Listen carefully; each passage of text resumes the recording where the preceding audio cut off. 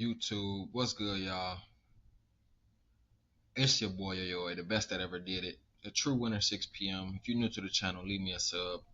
Comment your top three picks of the day, and you already know. Let's talk some sports in them comments. First game we got is Boston Red Sox, Chicago Cubs. Lucas Giolito to be determined for the Cubs. Boston's hot right now coming into this one. They've, you know what I mean, looked off like awfully damn good before this All Star break. I think they take this game. It's supposed to be Colin Ray, from what I've heard. Colin Ray should be going for Chicago, but these first games back from the fucking break is gonna always be a lot of to be determined and pitcher changes last second, different strategies in the second half of the season. So be careful, tread lightly this first week back from the break. And let's see how these teams are trying to adjust, or how teams coming off and who's sluggish. Um, Boston Red Sox in this one, underdog. The value is all with Boston, and that's my Cubs. Y'all know you know what I do with my Cubs. Give me the Boston Red Sox in the upset against a Colin Ray probable pitching. Chicago White Sox, Jonathan Cannon.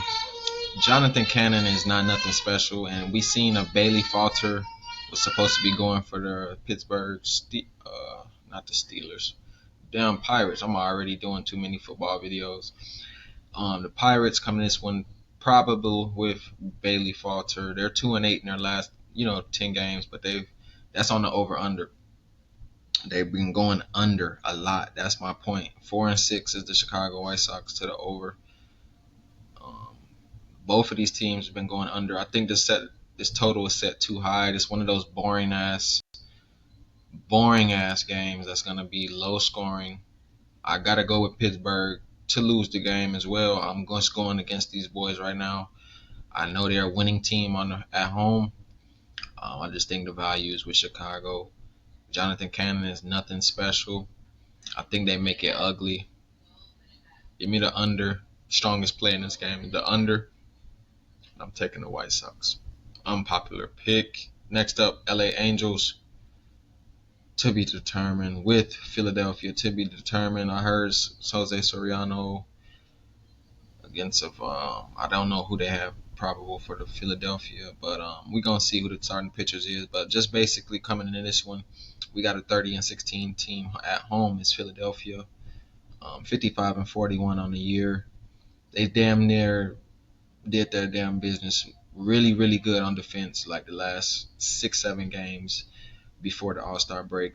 You see 7 out of the last 10 games have all gone under the total.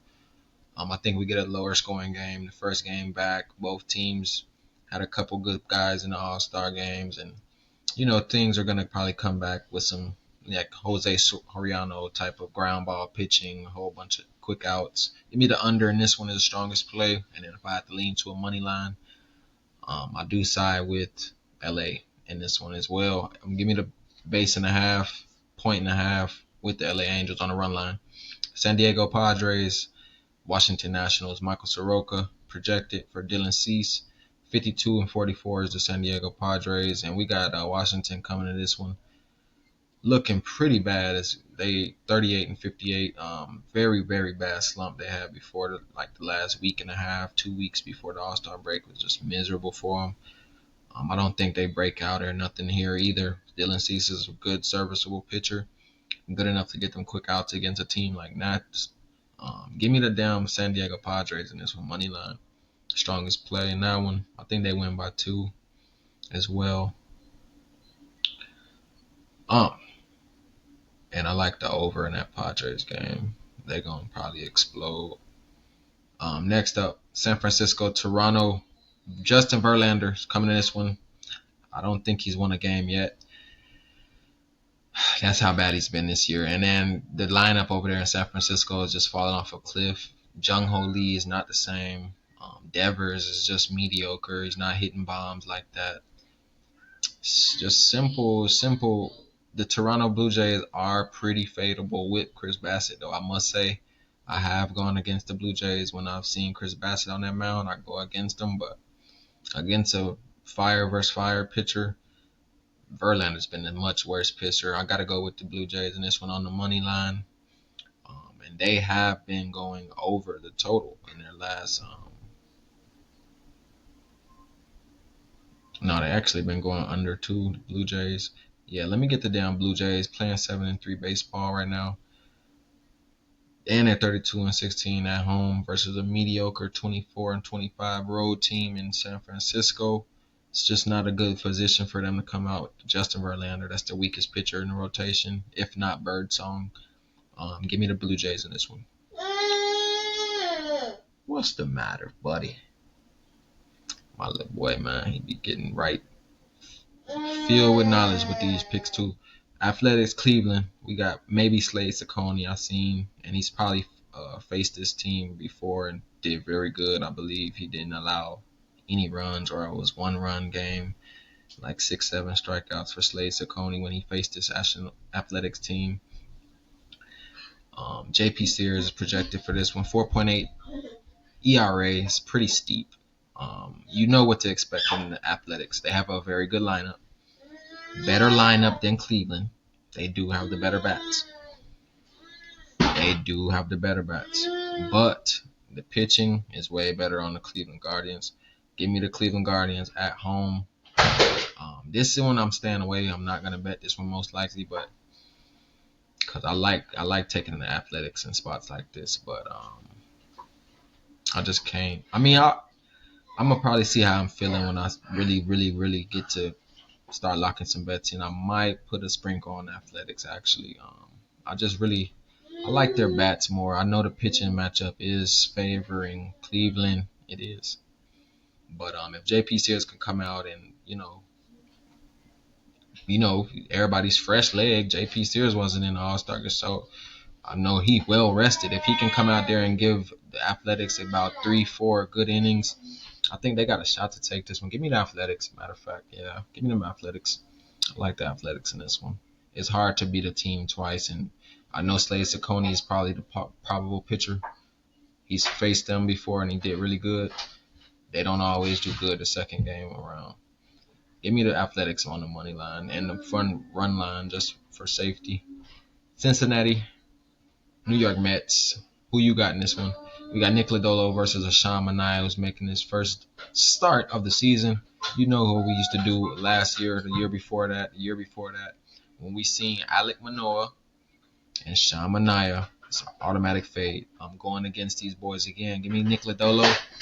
Nick Lodolo's been pitching pretty good for these Reds, man. He's been pretty good in the last 5 games. I believe he's won at least 3 or 4 out of the last 5 games for these Reds. Pitching good right now. He's not the best pitcher. He can get tagged up. This might go over the total for sure. I'm taking the over and give me my boys, the Reds, to win this one. Next up, we got KC, Miami. Sandy Alcantara's with a 7 ERA on the season. 20-27 is the Miami Marlins at home. Playing 5-5 baseball with a bunch of unders in their last 10 games. So is KC. They're 3-7 to the over in their last 10 games, but they're playing 7-3 baseball money line wise. Pretty 50-50 team. KC is the most average team. Super average. They're not too bad. They're not too good. It's pretty much the Atlanta Hawks of the baseball season. I gotta go with my boys in this one.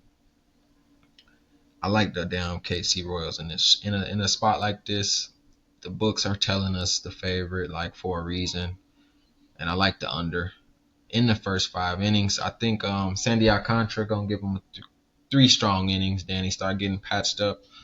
I might give him the under in the first 3 innings, but I think full game as well. We get under total, but it's kind of risky though at Lone Depot. If they could get going at Lone Depot, it's that's a good ballpark for a lot of runs, but pitcher-friendly ballpark nonetheless. Give me the under. I'm getting KC vibes in this one. Give me the KC Royals on the money line. Next up, New York Yankees. And we looking like Max Fried coming in this one against Spencer Strider. Yeah. New York Yankees, Athletics. Come here. You want to walk wild? What? Yeah. Yeah, Yankees coming in this one, Max Fried, Atlanta Braves, Spencer Strider. And I'm not a fan of Spencer Strider this year. He was decent as fuck last year, I can't lie. You know what he used to do. That boy Spencer Strider was tough last year. He's not that. He's not that this year. Max Fried is the much better option. Yankees, much better lineup. Give me the Yankees in that one, no doubter. You know what I mean? I'm riding with them, and they've been going over the total a bunch. Both teams have been going over the total. This total set at 8.5 for two so-called ace pitchers. It's the guaranteed over gonna happen. Give me the over. It's not guaranteed, but you know what I mean. Like two fucking aces. You got Max Fried on the mound, whose ERA is in the 1.8 and 1. And the overs at 9. You know what I mean? They know it's going to be an over. Give me the over, and I like the Yankees on the money line. They're going to get to Spencer Strider. And Max Fried been in some high-scoring games. Max Fried has been in some high-scoring games. Baltimore Orioles, Tampa Bay Rays. 43 and 52 are the Baltimore Orioles as they get off the break. Tampa Bay Rays coming in this one.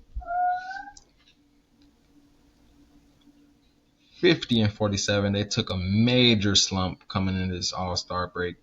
2-8 in their last 10 games. Playing shitty right now. Got swept by the Boston Red Sox before the break.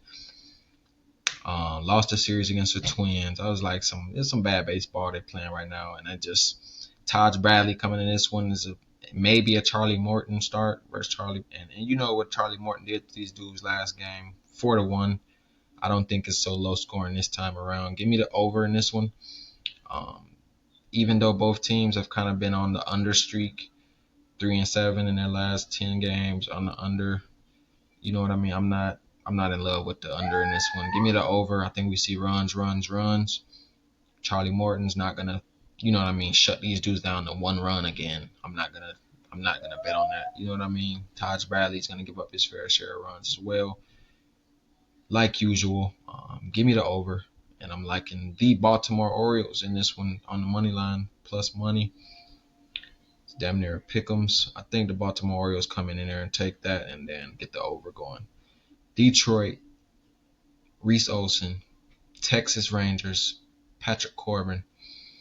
Now this one is a coin flip, man. This one can go either way, but I'm gonna side with the home team in this one. That lineup's been hitting right now. I ain't gonna lie to y'all. And you know how bad of an offensive team they were in the beginning of the season. Super mediocre. 48 and 49 record, as you can see, they're super mediocre still, but that lineup has found their groove. Corey Seager, take him for a base hit. Corey Seager. I'm going with my boys. Sprinkle a little money on a little home run from Seager as well. Reese Olson gives up sharp contact like usual. You know they got a very good record though. 59 and 38 is the team. That's why they're just going to get a slight favorite edge and favorite by the books pretty much every game because their record. I think the values with this team and the Rangers. Give me the Patrick Corbin boys. Show this Friday night crowd a good show. Next up, we got Minnesota, Chris Paddock at the Colorado Rockies with Kyle Freeland on the mound. You know what we do when Kyle Freeland's available. We go against him every rip, and I do not like Chris Paddock whatsoever. Highest total of the board because they're in the fucking Colorado Rockies home. We got to go with the Coors Field over. I'm not going to expect Chris Paddock to hold these boys down. The Rockies do have a decent lineup. They're not good, but they're decent. Give me the Colorado Rockies in this one to go over, and I'm taking the Minnesota Twins to win the game. Next up, we got Payante versus Brandon Pfaadt. And you know what we do. As soon as we see these two type of pitchers like this, mediocre bullpens, very good lineup on Arizona Diamondbacks, I got to go with the over. 7-2 is the St. Louis Cardinals in their last 10 games to the over. 7 out of the last 10 has gone over. Give me the over in this one. That's the best play on the board. I ain't going to even lie to y'all. Payante and Pfaadt, they're not allowing no hitters. They're not going to give up a 3 base hit game. No, sorry. It's just not going to happen. It's going to be very, very high game.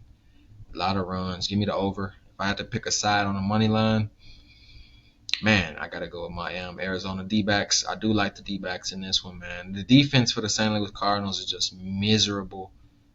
Let me know in the comments if you can name a couple of their outfielders, just like right off the top of your head without looking at no ESPN or anything. Like I don't really know. I don't really know who's in their outfield. You know what I mean? I hope they don't got Jordan Walker still out there. Give me the Arizona Diamondbacks on the money line.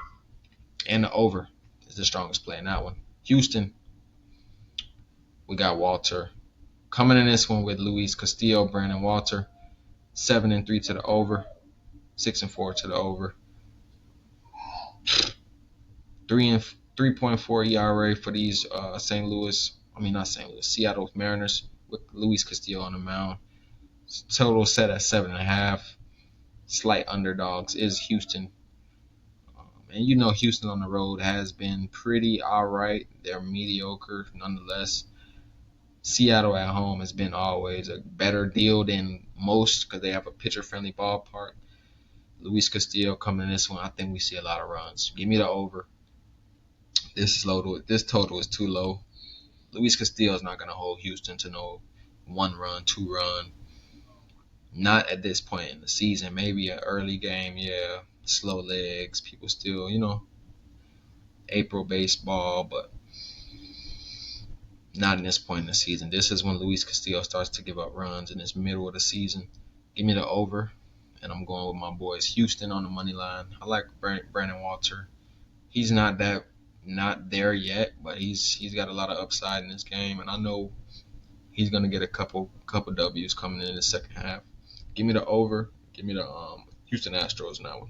Quentin Priester, Tyler Glass now, and you know the Dodgers were in that miserable slump before the break. We all know, but they did kind of win the last 2 before the break, trying to build off that little 2 wins and shit. Milwaukee did their thing against Washington, swept them, and they also swept the Dodgers. Like I fucking bet on them every game. As you could go look at my past videos, we took the Milwaukee Brewers when they were in that little Dodgers slump. Like at least 3, I think we took them at least 2 out of the 3 games. That last game, I didn't expect them to just do that, but first 2 games, especially when Freddie Peralta was on the mound, we took Milwaukee, big underdogs, lock of the day. Coming off the break, though, Tyler Glass now, Quentin Priester. Priester's been pretty good this year. I ain't gonna lie, I made some money off Priester. Tyler Glass now is super, average, you know what I mean? He give up a couple runs for sure, but he's still not just a doormat, though. Glass now is not a doormat. A lot of usage from, not a lot, but Ohtani's been busy this All-Star break, Freddie Freeman, a lot of them been busy. A couple, them Brewers been busy too, but not as many of the Dodgers. I gotta go with the Milwaukee Brewers in this one. I think they're playing a better baseball. I'm not just gonna run on LA just because it's the first game back. I'm not in love with how they're playing right now. Give me the Milwaukee Brewers in this one, the upset again. I don't think they sweep them this go round, but they're gonna win this game. I gotta go with Quentin Priester. He's been making me quite a good penny this year. Let me give you my top 3 picks, and then we're gonna cook it up. Comment your top 3 picks of the day, and we're gonna go from there. My first lock of the day for the night slate is the over on the Arizona St. Louis game. Give me the over, and I think we get over that total. Next up, the second lock of the day is going to be the New York Yankees. You want Wawa? You don't want no Wawa. Give me the New York Yankees as my second top play of the day. Third play of the day. Let's get a morning slate going. Well, not a morning slate. They're pretty much all in the evening, but I'm feeling the San Diego Padres in this one on the money line. Let's cook up that 3-leg right there. Padres money line. The over on the D-backs game. And the Yankees money line. Top 3. Let's take it to the bank. Smash them. And if you want to feel a little bit frisky, you want to throw a little 5-leg on there, throw them Brewers on there, and give me that young over at Coors Field with the Twins game over. Nice 5-leg. Might throw the Boston Red Sox on the 6-leg on them. big boomer. Let's hit them big tomorrow. It's your boy, 6 p.m. True winner. See y'all next time.